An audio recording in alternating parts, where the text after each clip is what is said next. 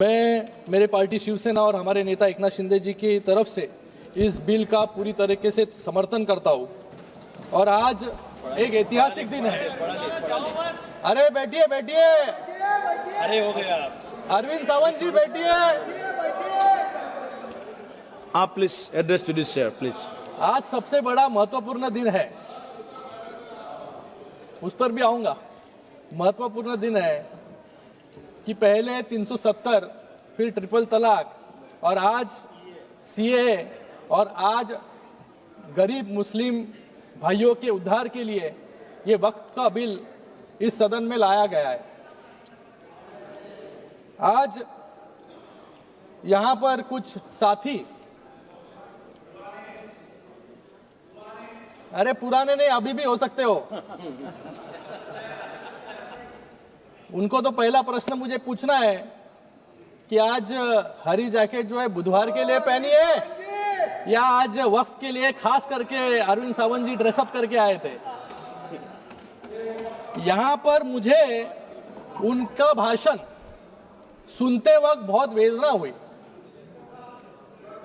बहुत ही शॉकिंग था कि अरे वक्त पे ही बोल रहा हूं बाबा, इधर देखिए, इधर सामने। मुझे इनसे, आपसे बात कर रहा हूं सर, हमसे सामने देखिए। इनसे मुझे यूबीटी वालों से प्रश्न पूछना है। अपनी अंतरात्मा से इनको प्रश्न पूछना चाहिए कि बाला साहब आज होते तो ये क्या आज ये भाषण कर पाते यहां पर? आज इस सदन में एक बात साफ हो गई, ये यूबीटी वाले किसकी विचारधारा को मान रहे हैं और ये बिल का विरोध कर रहे हैं। इनके पास एक सुनहरा अवसर था अपनी गलतियों को सुधारने का, अपने इतिहास को संभालने का और विचारधारा को जिंदा रखने का, जिसके लिए कभी बाला साहब ठाकरे जी ने आंदोलन किया था। लेकिन अफसोस यूबीटी वालों ने उस विचारधारा को तो पहले ही बुलडोजर के तले जो है चुरोड़ मुरोड़ दिया है। बाला साहब की जो विचारधारा थी वो स्पष्ट थी, हिंदुत्व की रक्षा, देश की एकता और बाकी धर्मों के लोगों के लिए सम्मान। लेकिन आज अगर बाला साहब यहां होते तो यूबीटी का डिसेंट नोट यहां पर अगर पढ़ते तो उनके आत्मा को बहुत वेदना जो है होती। मैं यहां पर यूबीटी का एक डिसेंट नोट जो है लेकर आया हूं। इन्होंने यहां पर कहा है कि नॉन मुस्लिम मेंबर वक्फ बोर्ड में नहीं होने चाहिए और उसके ऊपर वो वकालत वहां पर कर रहे थे कि जो बाला साहब हमेशा हिंदुत्व के लिए लड़ रहे थे। मुझे लगा इनको सिर्फ हिंदुत्व से एलर्जी थी, लेकिन आज हिंदुओं से भी एलर्जी जो है यूपीटी को होने लग गई है आज। और एक डिसेंट नोट में उन्होंने पॉइंट कहा, protect and preserve the properties which are personal properties dedicated by various rulers, nawabs and zamindars.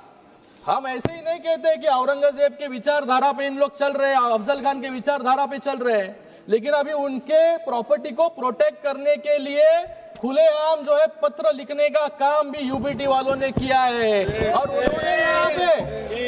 इन्होंने यहां पे अभी कहा वैंडलाइजेशन ऑफ द औरंगजेब टूम, मतलब कौन से विचारधारा पे जो है यहां पर चल रहे हैं। जो औरंगजेब आज महाराष्ट्र में आया छत्रपति शिवाजी महाराज जी को पकड़ने के लिए, छत्रपति संभाजी महाराज जी को हालाल करके जिन्होंने मारा, आज उनकी वकालत करने की नौबत जो है कांग्रेस के साथ खड़े होने के बाद इस यूबीटी वालों पे आया। इन्होंने कभी पत्र लिखा नहीं। जब पालघर में साधु हत्याकांड हुआ तभी इनके मुंह से कुछ भी निकला नहीं, तभी चुप बैठे थे। लेकिन आज औरंगजेब के बारे में बात निकली तो यहाँ पे इनको जो है तिलमिलाट जो है यहाँ पर हो रही है। सुनने की आदत डालो।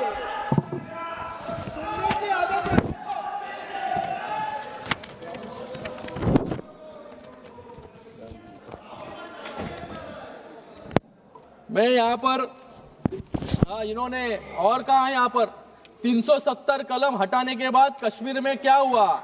बाला साहब ठाकरे जी जब भी थे तभी उन्होंने कहा कि मुझे एक दिन अगर प्रधानमंत्री बनाएंगे तो सबसे पहले मैं 370 कलम को हटाऊंगा।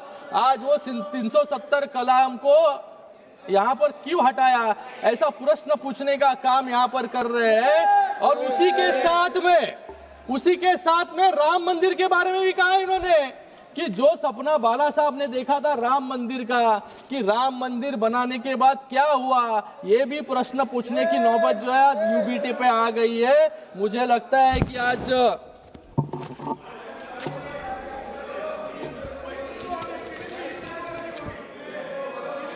यहाँ पर ये बिल जो है, ये बिल का नाम बदलकर unified Waqf management empowerment efficiency and development यानी उम्मीद रखा गया है। ये उम्मीद सिर्फ एक शब्द नहीं, यह इस कानून का सार है, इस कानून का आधार है, क्योंकि यह उम्मीद देता है उन सभी गरीब मुस्लिम समुदाय के लोगों को जिनका अधिकार वक्फ के आड़ में छीन लिया गया और उसको भ्रष्टाचार और लूट का साधन बना दिया गया। मैं विपक्ष के मित्रों का दर्द समझ सकता हूं, क्योंकि जब भी देश को उनसे उम्मीद दिखी तब उन्होंने देश को और मुस्लिम समुदाय को निराशा देने का काम किया। जिस समुदाय ने आंख बंद करके इनको वोट दिया, लेकिन उनको सिर्फ वोट बैंक बनाकर छोड़ देने का काम जो है इस कांग्रेस वालों ने, विपक्ष वालों ने किया। ये यहाँ पर हमेशा सब एक लोकसभा के वक्त भी लोगों में भ्रम फैलाने का काम इन्होंने किया, संविधान खतरे में, संविधान खतरे में। आज भी लोगों में भ्रम फैलाने का काम कर रहे हैं कि वक्फ की जमीनें जो है सरकार ले लेगी। लेकिन आज यहां पर वक्फ बाय यूजर, यहां पर एक अमेंडमेंट लाया गया कि जो ये बिल आने के बाद इसके पहले के सभी वक्फ जो अनडिस्प्यूटेड प्रॉपर्टीज है वो वक्फ पे जाएंगे। तो यहां पर कोई सवाल उठता नहीं है कि सरकारें उस वक्फ की जमीन को लेने की कोशिश कोई कर रहे हैं, लेकिन सिर्फ लोगों में भ्रम फैलाने का काम कुछ लोग यहां पर कर रहे हैं। मैं इन लोगों को याद दिलाना चाहूंगा, जब शाहबानो ने इस कांग्रेस से न्याय मांगने की उम्मीद की, कोर्ट ने शाहबानो को न्याय देने का काम किया, लेकिन इस सदन में ही इस कांग्रेस ने उनसे न्याय जो शाहबानो जी मांग रहे थे वो छीनने का काम इन्होंने ही किया। जब जम्मू कश्मीर की जनता ने आर्टिकल 370 हटाने की मांग की, तभी सिर्फ मुखदर्शक बनते ये कांग्रेस वाले रह गए, आतंकवाद को बढ़ते हुए देखते। जब 2006 में मुस्लिम समुदाय के उत्थान के लिए जब सच्चर कमेटी रिपोर्ट लाई गई, 8 साल तक उस कमेटी के रिपोर्ट को इंप्लीमेंट इन्होंने नहीं किया। जब मुस्लिम महिलाओं ने ट्रिपल तलाक से हो रही उत्पीड़न को रोकने के लिए इनसे गुहार लगाई, तब भी ये वोट गिनती में रह गए। और आज नरेंद्र मोदी जी के एनडीए सरकार में 370 भी हटाया, महिलाओं के आंसू पोंछने का भी काम किया। और आज ये बहुत ही ऐतिहासिक पूर्ण बिल लाकर आज मुस्लिम समाज के लोगों को भी, सर अभी तो शुरू किया है मैंने, I am the only speaker, Muslim समाज के लोगों को न्याय देने का काम भी यहां पर किया है। ये अपीसमेंट नहीं बल्कि अपलिफ्टमेंट की दिशा में उठाया गया एक बड़ा कदम है। ये वोट के लिए नहीं, वतन के लिए काम होता है। ये विधेयक किसी के साथ धोखा नहीं बल्कि हर वर्ग के साथ न्याय का माध्यम है। ये विधेयक मजहब की दीवार नहीं, विकास का द्वार बनाता है। और शायद इसलिए विपक्ष के साथी इतना जोर लगा रहे हैं कि इसको रोकने के लिए। मुझे इनसे पूछना है कि इन वक्फ की जमीनें जो लाखों एकड़ में है, 36 लाख एकड़ जमीन है, एक भी उदाहरण इनको देने के लिए मैं एक चैलेंज करता हूं कि जहां पर अच्छे स्कूल बने, अस्पताल बने हैं या स्किल सेंटर बने हैं या कॉलेजेस बने हैं, जिससे मुस्लिम बहनों को या स्टूडेंट्स को वहां पर मार्गदर्शन मिला हो या नौकरी मिली हो, ये एक भी उदाहरण नहीं है। गए 5 सालों में वक्फ की जमीनें बढ़ती गई, डबल हो गई, लेकिन इनकम जो है कम होते गया। जैसे किरण रिजिजू ने यहां पर कहा कि सिर्फ इतने सालों में 163 करोड़ 163 करोड़ रुपए रेवेन्यू, इतने लाखों एकड़ जमीन से। मतलब भ्रष्टाचार जो है इन जमीनों पर इतने सालों तक चलते आ रहा था, वो भ्रष्टाचार कंट्रोल करने के लिए, ट्रांसपेरेंसी लाने के लिए आज ये बिल आया है, तो इनके पेट में जो है दर्द यहां पर हो रहा है. हसताय काय? तुमच्यावरती लोक हसणार आता.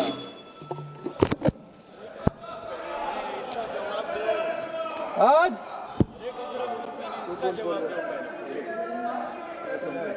मैं यहां पर कुछ उदाहरण देना चाहूंगा. यहां पर इंडी अलायंस के सभी साथी इसका विरोध कर रहे हैं, लेकिन आज इंडी अलायंस का एक भी मुख्यमंत्री नहीं होगा जिन्होंने अपने कार्यकाल में वक्फ बोर्ड के भ्रष्टाचार पर इंक्वायरी नहीं की हो. हमेशा ये अनकॉन्स्टिट्यूशनल वाक्य जो है यहां पर बोलते रहते हैं. मैं कुछ उदाहरण यहां पर देना चाहूंगा. 2011 में ये तृणमूल कांग्रेस की सरकार बंगाल में थी और कांग्रेस केंद्र सरकार में थी, और ममता बनर्जी ने बंगाल में 1000 करोड़ के वक्फ घोटाले की सीबीआई जांच की मांग की थी. दिल्ली में 2019 में कांग्रेस ने आम आदमी पार्टी के खिलाफ मेमोरेंडम दिया था कि दिल्ली वक्फ बोर्ड में भ्रष्टाचार हो रहा है, जिसके अध्यक्ष आम आदमी पार्टी के विधायक अमनातुल्लाह खान जो जेल भेजे गए. उत्तर प्रदेश में भी समाजवादी पार्टी के शासन के दौरान अखिलेश यादव जी की सरकार में मंत्री रहे आजम खान ने वक्फ का मंत्री होते हुए, सही है ना भाई, सही है, बाहर आपसे तो बात किया मैंने, आपको पता है, वक्फ के मंत्री होते हुए खुल्लम खुल्ला लूट मचाई, सत्ता के संरक्षण में जबरन जमीनों को वक्फ संपत्ति घोषित करके अपनी निजी जागीर बनाने की कोशिश की. आज 50 से ज्यादा मामले उन पर दर्ज है और आज जेल में वो सलाखों के पीछे है. आप समाप्त कांग्रेस ने भी उनका विरोध किया था. ऐसा ही एक और उदाहरण सामने आया है दिल्ली में, जब कांग्रेस सरकार ने रातों रात 123 कीमती और प्राइम लोकेशन पर स्थित संपत्तियों को दिल्ली वक्फ बोर्ड को सौंप दिया इलेक्शन के पहले. और तेलंगाना में भी ऐसा ही उदाहरण है कि जहां पर तेलंगाना के चीफ मिनिस्टर ने यहां पर कहा सबसे पहला मैंने विरोध किया, लेकिन आज इसी तेलंगाना में सबसे ज्यादा लिटिगेशन है. 77,000 करोड़ से ज्यादा जमीन, 77,000 एकड़ से ज्यादा जमीन वक्फ के पास है, लेकिन सिर्फ 22,000 एकड़ जमीन विवाद मुक्त है. बाकी 55,000 जमीन जो है विवाद उसके ऊपर है, क्योंकि उन जमीनों पर गवर्नमेंट सरकारी संपत्तियां हैं और गवर्नमेंट के वास्तु जो है वहां पर बने हैं. केरल में भी ऐसे ही उदाहरण है. तो मुझे लगता है कि ये जो विपक्ष इसका घड़ी घड़ी विरोध कर रही है, ये विरोध जो है, ये विरोध सिर्फ अपने पाप छुपाने के लिए यहां पर कर रहे हैं, क्योंकि पूरे पाप अब उजाले में आ जाएंगे. उन्हें डर है कि वक्फ के नाम पर की गई लूट, अवैध कब्जे और राजनीतिक सौदेबाजी अब दस्तावेजों में दर्ज हो जाएगी और जनता की अदालत में उनकी पोल खुल जाएगी. इसलिए पूरे जोरों शोरों से जो है विरोध करने का काम यहाँ पर कर रहे हैं. सर समाप्त कीजिए महोदय, समाप्त. और भी बहुत यहाँ पर उदाहरण है सर. यहाँ पर कुछ लोगों का मैं भाषण सुन रहा था सर. यहाँ पर गौरव गोगोई जी कह रहे थे कि ये लोग रिफॉर्म ला रहे हैं, बिल से समस्या बढ़ेगी. मैं कहता हूं यहां पर बिल से जरूर समस्या बढ़ेगी, लेकिन किसकी बढ़ेगी? जिन्होंने यहां पर लूट मचाया और भ्रष्टाचार किया, उनके लिए जो है यहां पर बिल से दिक्कतें जो है बढ़ने वाली है. यहां पर इन्होंने कुछ कहा कि अंग्रेजों के लिए मर्सी पिटीशन लिखा था. मैं यहां पर यूबीटी वालों से पूछना चाहूंगा कि बाजू में बैठ के जिन्होंने सावरकर जी को गाली देने का काम किया, उनके ऊपर प्रश्न पूछने का हिम्मत इन पे नहीं है. लेकिन ये भूल गए अफजल गुरु के लिए किसने पिटीशन दायर की थी, किसने जो है अफजल गुरु को. समाप्त कीजिए आप, प्लीज कंक्लूड. मैं यहां पर